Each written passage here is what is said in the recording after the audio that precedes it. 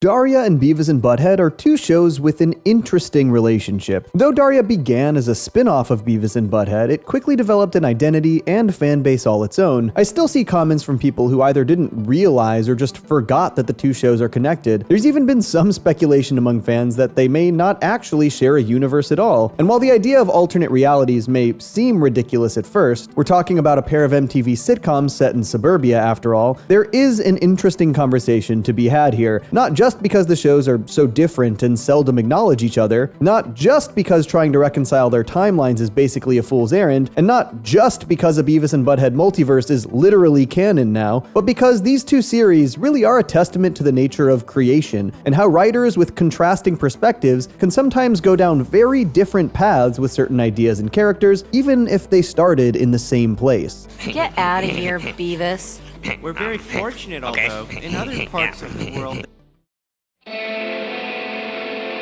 Okay, so a bit of background. Beavis and Butt-Head began life as a pair of animated shorts created by Mike Judge. These shorts first aired on MTV in 1992 as a part of Liquid Television, an animated pilot showcase for potential series, basically MTV's version of something like Oh Yeah Cartoons or What a Cartoon. Beavis and Butt-Head was one of the ideas that was picked up, and it premiered as a standalone series in March of 1993. Season 2 premiered in May of 1993 with the episode Scientific Stuff, which featured the very first appearance of Daria Morgendorffer. Beavis and Butt-Head are complete imbeciles. Yeah, she's right. Daria was sort of the perfect foil for Beavis and Butt-Head. Whereas they're a pair of loud, sexist, self-destructive idiots, she's a quiet, straight-A student who exists almost entirely outside their incredibly narrow view of women. Even though her first appearance on Beavis and Butt-Head was probably her most significant, she would still go on to become a recurring face around Highland after the fact. But MTV apparently saw potential, and the network began developing a spin-off series starring Daria around 1995. It eventually premiered in March of 1997, almost 4 years to the day after Beavis and Butt-Head's launch. SOS, girl overboard. The series premiere of Daria opens on her first day of school after her family moves to the town of Lawndale. Later in that episode, Daria's mother Helen specifically name-drops Highland, while Daria herself alludes to her hometown's less than stellar reputation. You don't want it to be Highland all over again. Not much chance of that happening.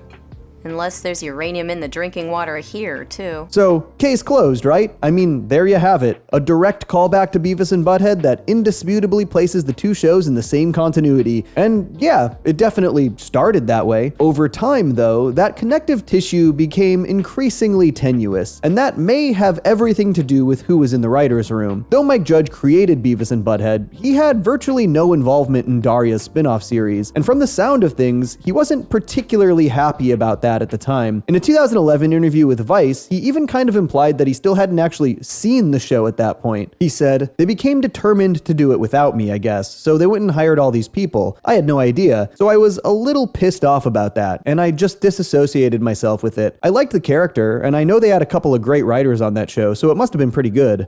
Daria's cool. But while Judge himself wasn't involved, MTV very much kept the show in the family, so to speak. The two credited co-creators of Daria's spin-off are Glenn Eichler and Susie Lewis, who were given the keys to the series after working extensively on its pilot together. Prior to this, Eichler had been a writer and story editor on Beavis and Butt-Head. In fact, he wrote the very first episode of the show as a standalone series after MTV picked up Judge's pilots. Meanwhile, Lewis had been a producer on Beavis and Butt-Head. More specifically, she was in charge of the music video commentary segments, which are obviously just a huge part of that show's identity. I bet he gets all the chicks because his neck is cool. Yeah. It also sounds like the two creators complemented each other nicely when it came to crafting Daria's identity as a show. Basically, Eichler brought the book smarts while Lewis brought the street smarts. They were sort of a real-life Daria and Jane in that way. Let's say I'm an alien and you're you. Part of this better be hypothetical. That being said, given that Eichler was the writer of the duo, you do kind of get the impression that he was sort of the main creative voice behind the show, especially considering that he wrote every single season premiere and finale, as well as co-wrote both Daria movies. In 2017, Vice got a bunch of Daria's cast and crew members together for a big retrospective interview to celebrate the show's 20th anniversary. During the chat, Daria's voice actress Tracy Grandstaff and MTV Animation founder Abby Turkely both concurred that Daria as we knew her in the spin-off is basically just Glenn Eichler if he were a teenage girl. All of this feels really relevant to mention because Mike Judge and Glenn Eichler are two very different creators with very different backgrounds and comedic influences. You guys will never graduate.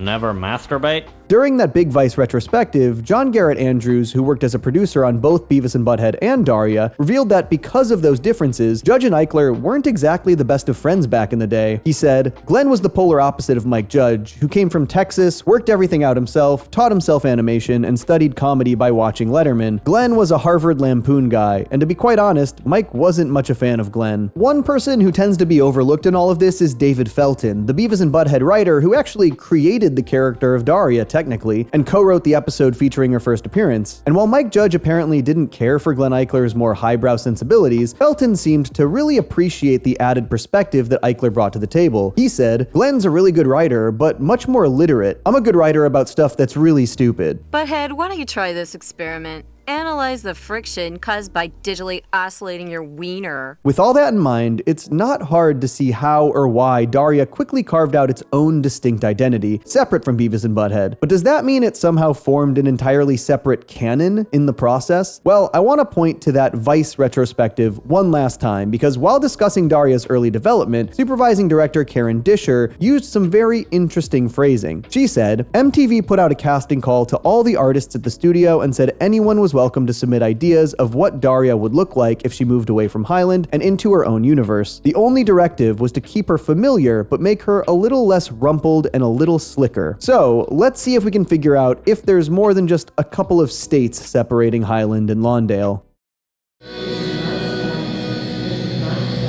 Like I said, the Daria series premiere establishes her family's move from Highland to Lawndale. At the time of the show's debut in March of '97, Daria's most recent appearance on Beavis and Butt-Head had actually been in the movie Beavis and Butt-Head Do America, which released in theaters just 3 months prior in December of '96. Neither show ever gives a reason for why Daria moved away, but I'd like to think that armed ATF agents breaking into her classroom and assaulting her teacher was the final straw for her parents. "I always knew they were no good. I hate them." Shut up. Beavis and Butt-Head did acknowledge Daria's move as well, albeit much later during the show's short-lived first revival in 2011. Beavis, well, he misremembers what happened to Daria, and Butt-Head has to be the one to tell him that she left town. I know Daria killed herself, I remember that. She didn't kill herself, she just moved away. Pretty dark. Funny enough, this conversation takes place during a music video segment, which feels fitting since that used to be Susie Lewis's job on the show. But this moment, as well as Helen name-dropping Highland in the Daria premiere, are really the only examples of the two shows directly acknowledging each other. Beavis and Butt-Head don't bring Daria up again for the rest of season 8, and beyond that throwaway line in its first episode, Daria really downplays the Highland of it all for most of its own 5-season run. So this is where it all began. Speaking of unpleasant memories. She very rarely goes into detail regarding what her life was like before moving to Lawndale, and never once does she mention Beavis or Butt-Head by name. The only time spin-off Daria even acknowledges their existence is in non-canon material that deliberately breaks the fourth wall, such as her interview with CBS or the time she and Jane hosted an MTV music video countdown. Do the names Beavis and Butt-Head ring a bell? Ding dork. This is a perfect representation of just how disconnected the two shows often feel. Even though it should theoretically make perfect sense, Jane saying the names Beavis and Butt-Head does just feel wrong somehow. Like she's tapped into some kind of forbidden knowledge. But the music video they're throwing to literally stars Beavis and Butt-Head. It's the Red Hot Chili Peppers video they did for Beavis and Butt-Head Do America, so not acknowledging it would have been even weirder, especially since it's non-canon and doesn't really matter. But the main series is a different story. Daria ignoring Beavis and Butt-Head usually feels pretty passive, like she never has much of a reason to bring them up, but there's at least one instance where it feels more like a conscious choice. Don't you enjoy playing with the other children? Not really. Daria's season 5 finale, Boxing Daria, is by far the most flashback-heavy episode of the series, offering our most detailed look at Daria's childhood. But despite the fact that these flashback sequences would ostensibly take place in Highland, they called no attention to that whatsoever. And so if you go into this episode expecting to see little Beavis or little Butt-Head, sorry to say, you're gonna be disappointed. There are some valid reasons for this. After all, this is in the final regular episode of Daria, serving as the emotional and thematic climax of the entire series. Loading it up with Beavis and Butt-Head Easter eggs and cameos would have only distracted from the story being told here, but the fact that they don't even mention Highland by name this time is pretty glaring regardless. Back when we were kids, in the old house. On a similar note, Daria's spin-off series gives her and her family a lot of ties to the area around Lawndale. Her parents both attended a nearby college, and she and her sister went to a nearby summer camp when they were kids. Other relatives, like Daria's aunts and grandmother, are also implied to live relatively close by. This feels worth mentioning, since it seems more likely than not that Highland and Lawndale are pretty far away from each other geographically. Highland is canonically located in Texas, and while Lawndale's location is never explicitly stated, Glenn Eichler apparently once said that Daria takes place in the mid-Atlantic region. And as I laid out in my video on Daria's parents, there is some compelling evidence in favor of an East Coast setting.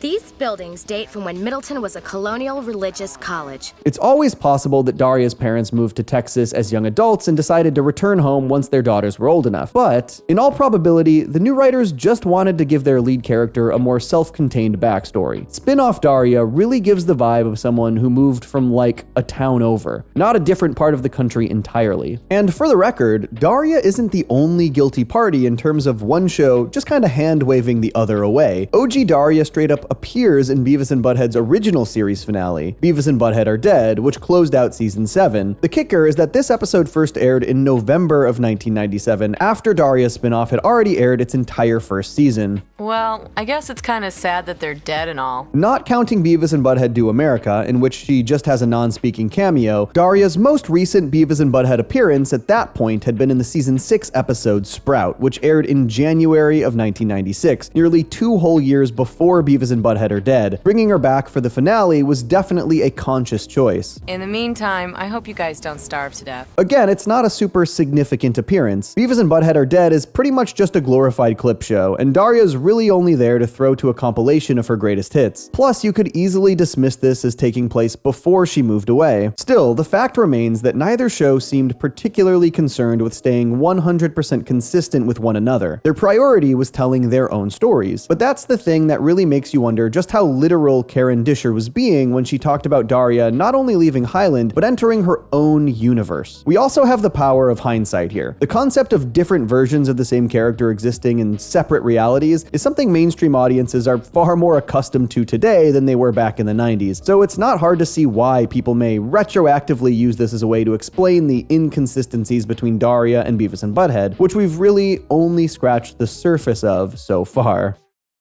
Hey Beavis, check out Daria. She's thinking. As Disher noted, the team behind Daria started distinguishing the spin-off from Beavis and Butt-Head the moment they started working on it by redesigning the eponymous character, and they really followed the directions to the letter, crafting a distinct new look for Daria that stood on its own, while still being more or less recognizable to Beavis and Butt-Head fans. But this leads to yet another example of Daria quietly ignoring Beavis and Butt-Head, as anytime we see Daria herself in a flashback, her design is always based around her spin-off appearance. The way she looked and dressed in Highland goes completely unacknowledged. 9th grade was just an off year for her, I guess. I have some questions about activewear. Daria's art style in general is kind of a perfect metaphor for how the show became more and more divorced from Beavis and Butt-Head over time. In the beginning, it obviously looked different. The line work was thicker and the approach to character design changed as a result, but it was still similar enough that you could tell the two shows were cut from the same cloth. Daria's season 1 color palette in particular feels very Mike Judge, but as the spin-off went on, it became more and more unrecognizable from its predecessor, especially after season 3 when the art direction underwent a significant overhaul. We're animated within the constraints of MTV's budget. Daria's characterization is also a little different between the two shows. While her unamused glare and nonchalant attitude has made spin-off Daria an icon, Beavis and Butt-Head Daria is a bit more expressive, more easily flustered, and not as consistently well-spoken. Forgive them, Mr. President. Beavis and Butt-Head are emotionally, special. There are even multiple scenes in Beavis and Butt-Head where Daria can be seen full-on laughing with the rest of her peers, which completely flies in the face of her spin-off's title sequence. You know, that thing that's supposed to tell new viewers everything they need to know about Daria without saying anything at all. I'm pretty sure Daria laughs more in these couple of seconds than she does in the entirety of her solo series. At most, we hear a chuckle or two out of her. Right, and it's destiny. It was her. You could just write this off as Daria reinventing herself a bit after moving to Lawndale, but once again, the flashbacks really undercut that idea. You're never going to make friends if you keep your nose buried in a book. Let's hope. I'm honestly kind of interested in doing a separate video comparing and contrasting how Daria herself is portrayed in the two shows, so let me know below in the comments if that's something you're interested in. But Daria being literally the only character who exists in both shows ironically just adds to that feeling of separation. Like, they really did just press the reset reset button on her. To that end, Lawndale High School feels like a reboot of Highland High in a way. I mean, you've got the hippy-dippy teacher, the ex-military hothead, and the shady principal who cares more about making money for the school than helping their students. Lawndale even kind of has its own Beavis and Butt-Head. I've sort of neglected to talk about Kevin and Brittany in these Daria videos so far, but the short version is, they have about 2 brain cells between them, and Brittany has both of those brain cells. I just love laundry detergent boxes. They're so happy. Wow, these must be for really big machines. While I'm at it, Daria is a show that also isn't nearly as fantastical as Beavis and Butt-Head. It still exaggerates teenage life for comedic effect, but generally keeps things grounded in reality. The more outlandish stories are few and far between and tend to be either implicitly or explicitly non-canon. Wow, that's some dream. It was nice of you to take the rap for killing Kevin. In contrast, Beavis and Butt-Head is actually pretty out there. Sure, most of the episodes are just these two screwing around at home, at school, or around town, but like, there's literally an episode in season 2 where Butt-Head shoots a 747 out of the sky with a shotgun. That one ended up being pulled from circulation for a while, if you can believe that. But it's the Beavis and Butt-Head movies that are especially wild. Beavis and Butt-Head Do America is basically an absurdist political thriller, but I mainly want to talk about Beavis and Butt-Head Do the Universe, which premiered on streaming in 2022 and kicked off the show's second revival. This movie arguably offers the strongest evidence in favor of the alternate universe theory, seeing as how it just up and confirms that a Beavis and Butt-Head multiverse exists. And not just as a throwaway gag either. It is the entire crux of the movie's plot, in addition to being a major part of the revival's presentation overall. Join us, dull-witted earthlings, as we look upon that universe. In one fell swoop, the idea of Daria existing in a separate universe went from being a relatively dubious fan theory to something that's honestly looking more likely than not at this point. But before I fully sign off on this theory, I do want to look at it from the other side, because while they certainly seem like very different shows on the surface, Daria and Beavis and Butt-Head have a lot more in common than you might realize as well. Beavis and Butt-Head and Daria are two shows that were informed by the exact same moment in history. When Beavis premiered in the early 1990s, the grunge movement was in full force, reflecting a generation of young people who were growing increasingly disaffected with the world around them, in a time that left many teens and young adults wondering just what the point of it all was. Being a slacker became cool, and sincerity took a backseat to irony. I wish I were dead. That sounds promising. Both shows are bitingly cynical in their depiction of that particular era. For its part, Beavis and Butt-Head satirizes the MTV generation by highlighting the absolute worst examples of it. Two complete morons whose utter disregard for anything beyond their own desires regularly puts themselves and others in harm's way. Did we win the science fair?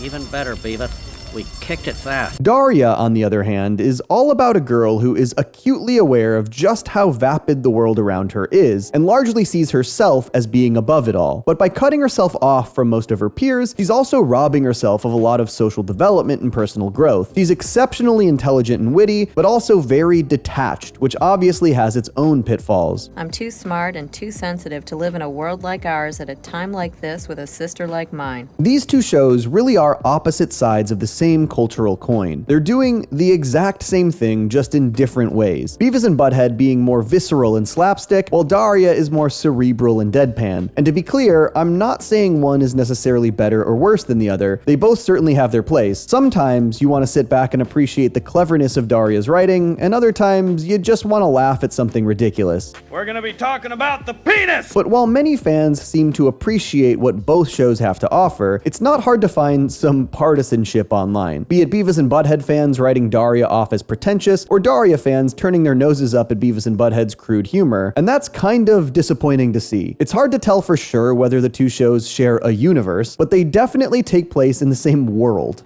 Did that make sense?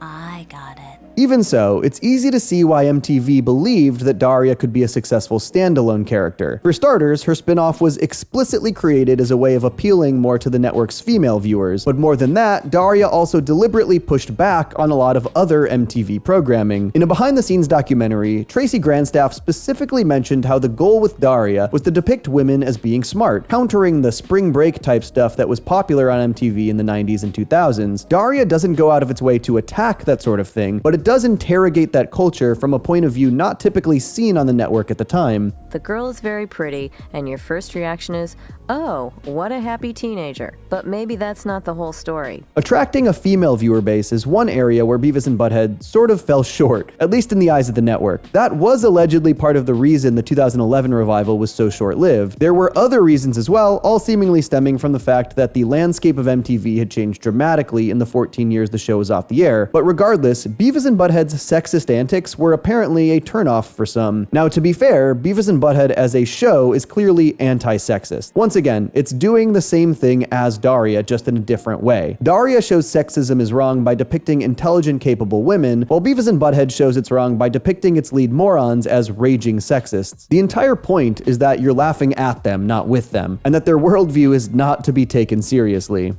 You guys are so stupid. It's honestly kind of sad that Mike Judge and MTV had to literally spell that out at one point. Beavis and Butt-Head are not role models. At the same time, you can't really fault anyone for not liking that approach. Irony does have its limits, but this is yet another example of the two shows really complementing each other at the end of the day. Mike Judge and Glenn Eichler may have been at odds due to their differing sensibilities, but it really goes to show how far a little change in perspective can go towards enriching an established property. I know it sounds crazy, but I've seen it work. Not only that, but while Daria and Beavis and Butt-Head seemed worlds apart at one point, they've really started to close that gap again in the years since their respective original runs. I already mentioned that scene from the first Beavis and Butt-Head revival where they acknowledged that Daria moved away, but what makes that moment so significant is that it seems to represent a real change of heart on Mike Judge's part. I'm overcome with emotion. In that Vice interview from 2011, Judge actually floated the idea of bringing Daria back as part of the revival. If he had gone through with it and just restored Daria to her old status quo in Highland, it would have effectively retconned her entire spin-off, since that show ends with Daria graduating high school and going off to college in Boston. And the funny thing is, he probably could have done that with very little pushback from the network if he really wanted to. I mean, Daria itself had been off the air for a decade at that point, and MTV hadn't really done anything with her since, so it says a lot that Judge ultimately decided to semi-canonize the spin-off and then just kind of let it be. Granted, that's sort of the bare minimum, and we don't really know what might have happened if that revival lasted more than one season, but as it stands, it's a really big point in favor of the two shows sharing a universe after all, even if the characters stopped keeping in touch. I mean, why would they?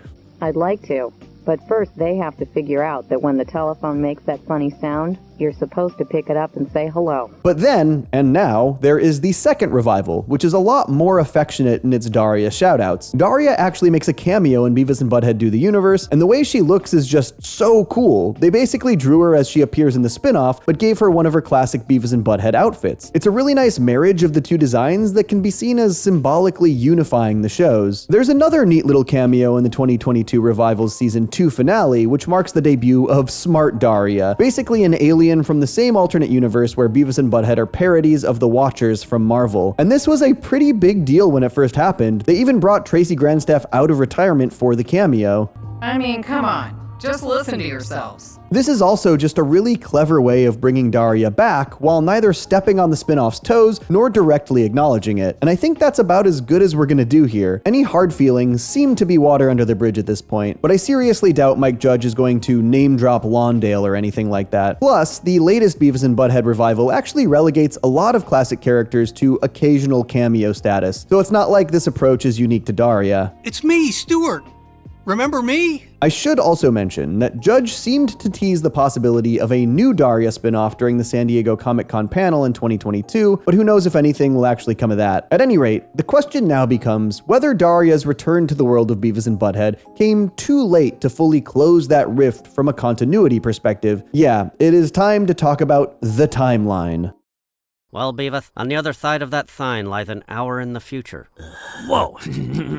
Of all the differences between Beavis and Butt-Head and Daria, their respective timelines may very well be the most difficult to reconcile, and that really just has to do with the nature of the two shows. A big part of Beavis and Butt-Head's appeal is the fact that they're in a complete state of arrested development. They're eternal ninth graders, never learning, never changing, and never growing. So it should come as no surprise that the show itself is very episodic. No matter what happens, the status quo is always restored by the next episode. Meanwhile, Daria is mostly episodic, but a lot of the characters do get genuine arcs, and there is some light serialization, particularly in the later seasons. What happens now? I was hoping you knew. Not factoring in the revivals, Beavis and Butt-Head and Daria were on the air for roughly the same amount of time, but Daria's timeline actually slides a lot less compared to not only Beavis and Butt-Head, but also a lot of its other adult animated contemporaries. In fact, Daria's story plays out almost in real time relative to when the show was first airing. The timeline slides a little bit, but not much. Daria was a sophomore in high school when her spinoff premiered in 1997, was finishing up her junior year by the time season 4 ended in 2000, was a senior throughout season 5 in 2001, and graduated during the finale movie Is It College Yet in early 2002. In other words, about 3 in-universe years passed over the course of 5 real years, with plenty of references to the culture of the time. The theme of the contest is student life at the dawn of the millennium. But then you remember that, back on Beavis and Butt-Head, Daria spent 4 years as a high school freshman from 1993 to 1997, which already kind of undermines her spin-off's more realistic approach to the passage of time. And then when you do factor in the revivals, it all just goes to pieces, since Beavis and Butt-Head, who are ostensibly the same age as Daria, have also now been teenagers in both 2011 and 2022 onward. It's often been said, including by me, that Daria is a 90s cultural touchstone, and it undeniably is, but that's partially incidental in a way, right? I mean, look at Mike Judge's big follow-up to Beavis and Butt-Head King of the Hill. That show premiered just 2 months before Daria, and was largely informed by the same culture, centering on a baby boomer struggling to connect with his MTV generation son. What has the MTV done to you, son? The difference is that while Daria only got 5 seasons, King of the Hill's original run got 13. As such, it constantly tweaked its identity to match with the times. If Daria had stuck around a bit longer, it probably would have done the same. In fact, it kind of already did. A lot of fans have definitely noticed the subtle shift from the grunge-esque early seasons to the more Y2K-influenced later seasons. Daria could have continued to evolve had it gotten picked up for more seasons, but because it didn't, and because it hasn't been revived since, it now forever exists as this late 90s, early 2000s time capsule. Compare that to Beavis and Butt-Head, which has now existed in 3 different decades, and arguably 4 distinct cultural eras, since the early 90s and late 90s really are 2 different beasts. There's a blue light special in the jockstrap department.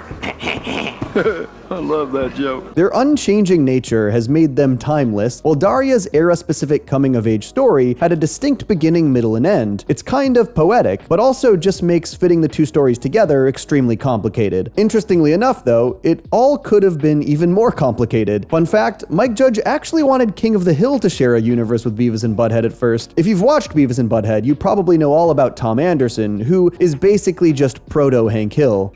You know, the most important thing you can have on a camper is a good butane regulator. Well, during that Comic-Con panel in 2022, Judge revealed that his original idea was for Hank to be Tom's son. But given the legal issues stemming from the 2 shows being owned by different companies, he had to go back to the drawing board. King of the Hill does, however, loosely share a universe with fellow Fox series Bless the Harts, by which I mean series creator Emily Spivey got Judge's permission to make Megalomart a recurring location. Wild to think that Bless the Harts might have been connected to Beavis and Butt-Head had things gone differently. On the other side of the coin, Daria very nearly got its own spin-offs. In my own video on Jody, I mentioned how the character was supposed to star in a movie that was recently canceled by Paramount. But that's only part of the story. The project was originally being developed as a straight-up Daria revival series with Jody as a co-headliner. It ended up being reworked into a Jody solo series and eventually an animated film before being scrapped altogether. I hate everybody. This is actually the second time a Daria spin-off has failed to materialize. Around the time the original series was wrapping up, there were tentative plans for a follow-up focusing on Trent's band Mystic Spiral, but who knows, maybe it would have had a different title. We're Mystic Spiral, though we might change our name. Glenn Eichler's full script for the unproduced pilot was even released as part of Daria's eventual DVD box set. As for why the show was never made, this was also around the time MTV shuttered its animation department and began outsourcing its animated projects. In fact, as far as I can tell, Is It College Yet was the very last thing MTV Animation worked on in-house. Sad as that is, we can at least take solace knowing that this all easily could have been a lot more headache-inducing. But is there any world where you could construct a timeline that includes both shows? Actually, maybe. And once again, we have Beavis and Butt-Head do the universe to thank for this. Ah! What are you two doing? Before the multiversal time travel story kicks off, the movie explicitly sets the events of the original series in 1998. At first glance, Daria being there at all would seem to contradict this since her show premiered in 97, but remember, her timeline did slide a bit, offering just enough wiggle room for this to work, if we really want it to. Bear with me here. Although Daria lives and breathes the 90s, the show very rarely deals in hard dates, but one of the few times it does is the season 2 episode I Don't, which is also set in 1998, the year it first aired. We know for a fact that Daria was in 10th grade when she moved to Lawndale, and she seemed to remain in 10th grade for about the first half of the show or so. That's the one that compares the sophomore class to barnyard animals? It names names. Oh, yeah. Here's another key thing. While it's true that Daria ran until 2002, there's kind of an asterisk next to that. Is It College Yet premiered in January 2002, meaning it just barely made the cut. Plus, it didn't air until 7 whole months after the 5th and final season ended. If we're sticking with the idea that Daria takes place roughly in real time, it seems more reasonable to place her graduation in 2001. It's a new millennium. So, consider this. Daria begins her freshman year at Highland High in the fall of 1997 and finishes it up in the summer of 1998, just in time to see Beavis and Butt-Head destroy the science fair and get sentenced to space camp. She and her family move across the country that same year, and she begins attending Lawndale High as a sophomore. She stays the course, ultimately graduating in the summer of 2001. In my experience, high school sucks. It's a tight squeeze, and obviously there's a lot it can't possibly account for, like the new seasons of Beavis and Butt-Head completely ignoring the movie's time travel plot, or just the 2011 revival as a whole, but this is probably the closest we're going to get to a shared timeline that even kind of makes sense. But this entire time I've been hearing you ask, why does any of this matter? It's a question I've been asking myself a lot, and I think I've finally figured out why all of this fascinates us so much. Stand firm for what you believe in, until and unless logic and experience prove you wrong. I'm gonna level with you here. The obvious answer to the question, do Daria and Beavis and Butt-Head actually share a universe, is it doesn't really matter. I mean, sure, if you want to believe that Daria quietly split off from the continuity of its mothership series, thus establishing its own separate place in the multiverse, that's a perfectly valid read. And it would make the show incredibly forward-thinking as well, given how multiverse-obsessive media seems to be these days. Depends on your perspective. But did the creators of Daria really set out to test the limits of canon and innovate multiversal storytelling? Definitely not. I guess they might have done so accidentally, but the reality of the situation is that while Daria started as a spin-off of Beavis and Butt-Head, it had a completely different creative team with different sensibilities. In all likelihood, they simply wanted to tweak the character and her world to match those sensibilities without being tied down by continuity or prior characterization. After all, why limit yourself when you can have a fresh slate instead? Your mother and I realize it's not easy moving to a whole new town. Well, especially for you, Daria, right?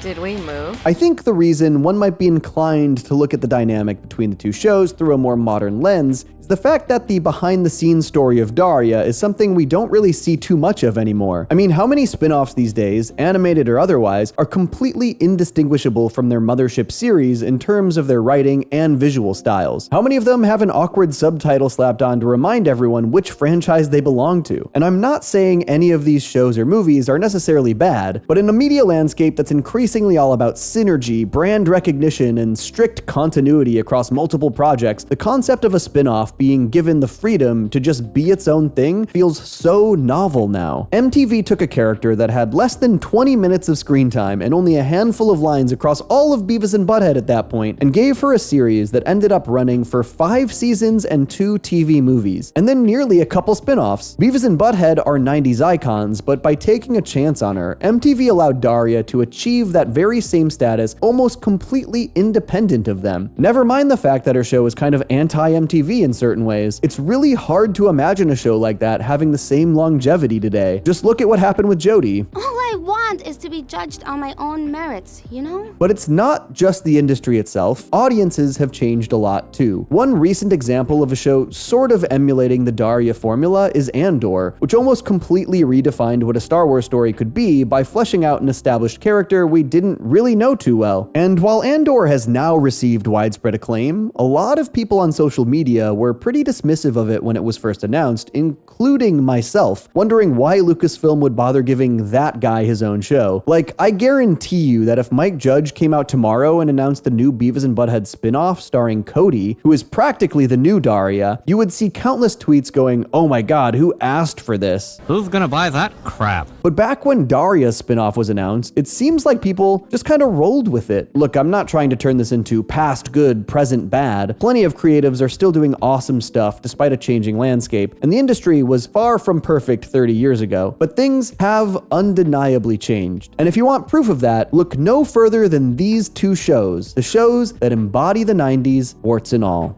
I rest my case. Folks, thanks so much for tuning in to another Daria video, this time with a little Beavis and Butt-Head sprinkled in there. This was once again written by Noah Dominguez, who has written all of our great Daria video essays on the channel, among a few other videos as well. Please check out his work and stay tuned for more. Peace. I stay mellow watching Johnny two cellos. He talks cartoons, he's a really cool fellow. He keeps you posted on adult cartoons. If that's what you're into, then grab a spoon and a very big bowl of your favorite cereal. Feels like Saturday morning cartoon material. Johnny two cellos, watch him on YouTube. Now enjoy this groove and bust a move.